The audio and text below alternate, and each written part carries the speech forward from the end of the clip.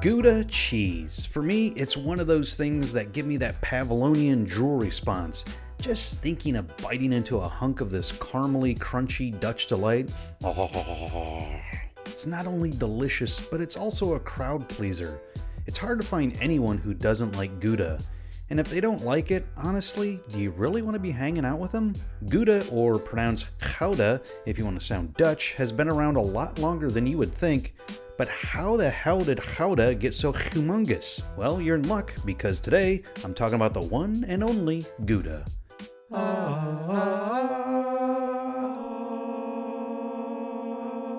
But before I jump in, be sure to subscribe to Come to Cheesus. Cheesus will bless you for this, and let me know in the comments below what other cheeses you would like me to talk about. Gouda, let's crack this one open. The country of Holland, which is responsible for Gouda, has a long history of cheese making. Even before it was Holland or the Netherlands, people during the Neolithic era who lived along the North Sea coast were making simple cheeses. Later, Romans occupied that region around 54 BC.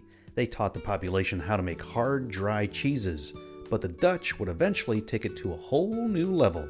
The Dutch were the original cheeseheads, or kaaskoppen in Dutch. Yeah, that's what they were called. While cheeseheads is an endearing term for Green Bay Packer fans, Europeans outside of Holland meant it as a straight-up diss. The Dutch were thought to be, well, bumpkins. And that might have been true, because much before the 10th century, most of Holland was sparsely populated. One reason for that is a large swath of the country is below sea level. In fact, the name Netherlands means low-lying country, so yeah, it was a water-filled mess filled with bogs and saltwater marshes.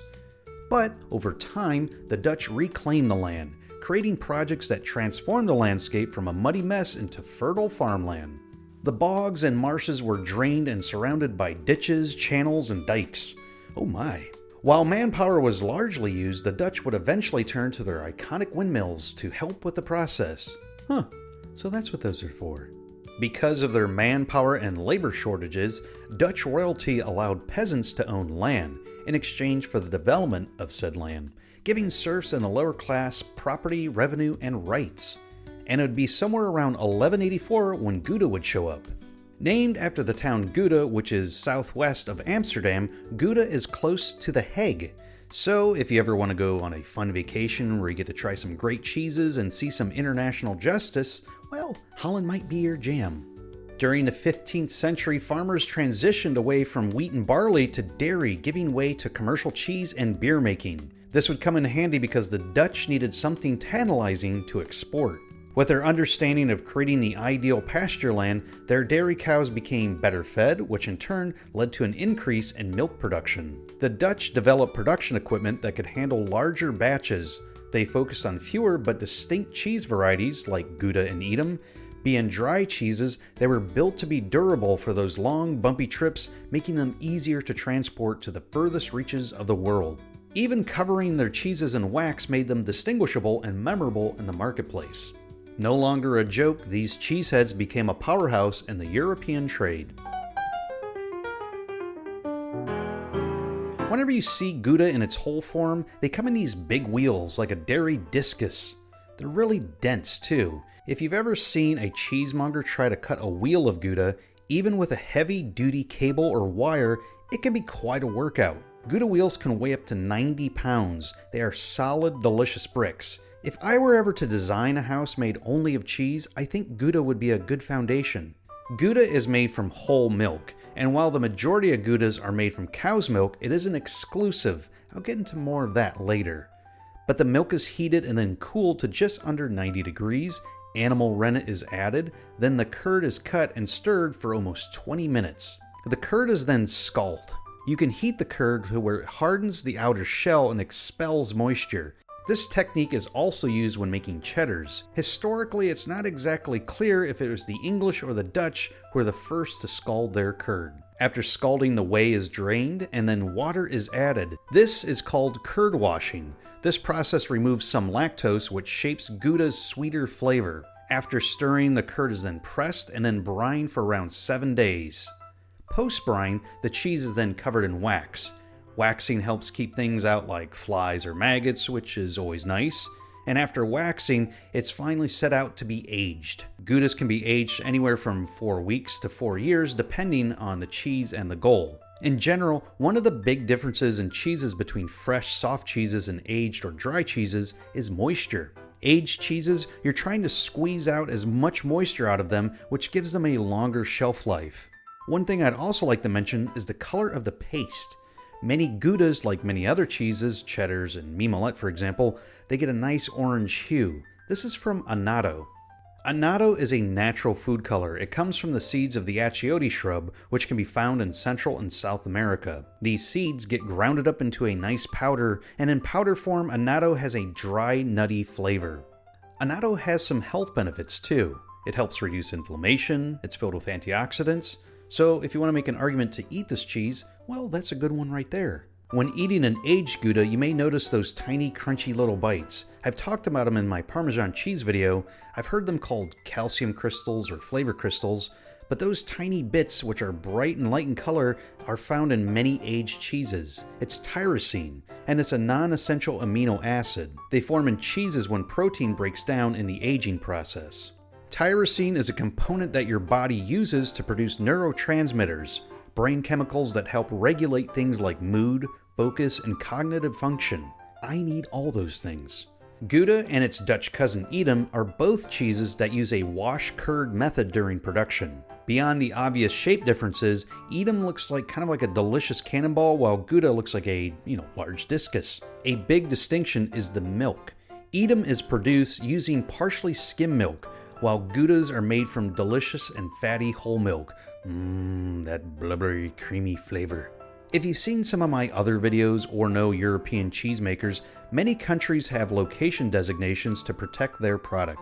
France, for example, has the AOC designation, but many other countries like Italy and Switzerland, for example, use acronyms like DOC to indicate when a cheese has this designation. While Europe protects many different cheeses, meats, and wines with regional designations, Gouda is not protected.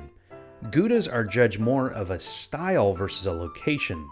It's a broad way to say less about where the cheese is from and more of a way to describe the product and style itself.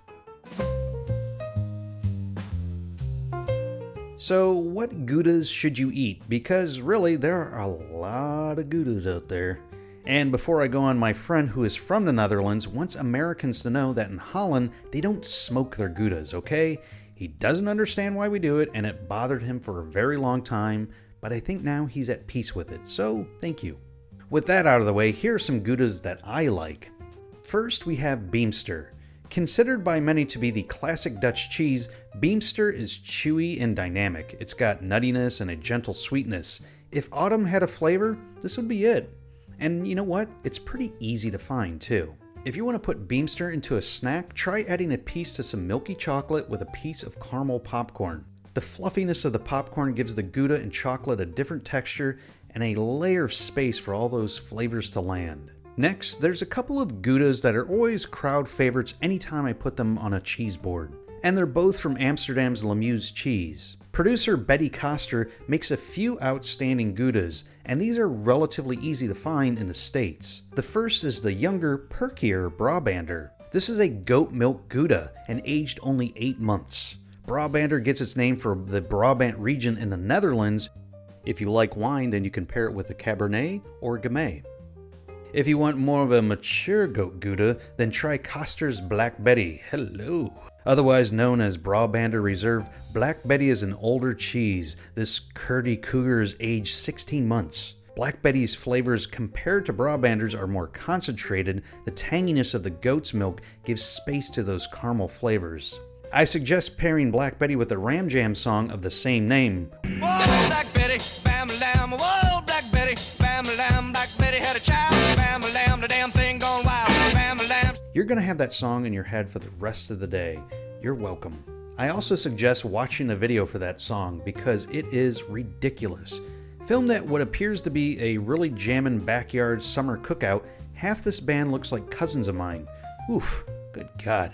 Yeah, maybe we should get back to the recommendations. If you can get this next cheese, I'll be really impressed. Almathea Grand Cru, it's another goat Gouda, but this one has been aged 10 years. Yeah, oh, hello there.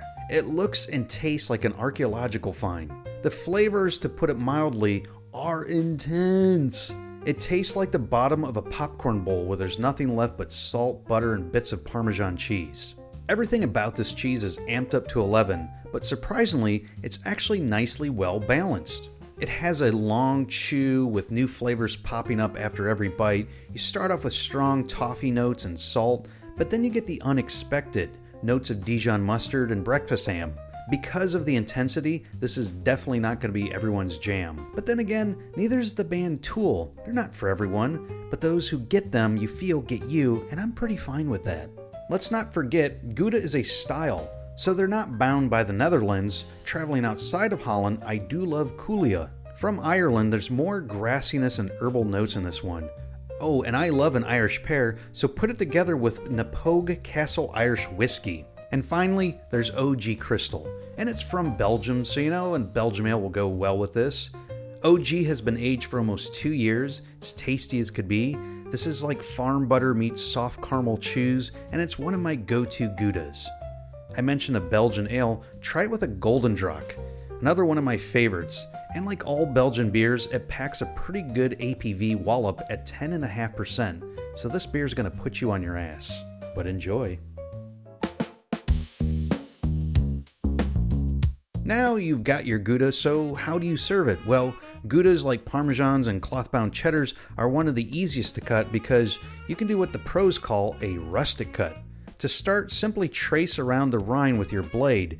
You can keep this and serve it later if you want. Then if you want to make simple cuts and twist out, cutting the cheese so it looks naturally cut, giving the cheese an uneven look.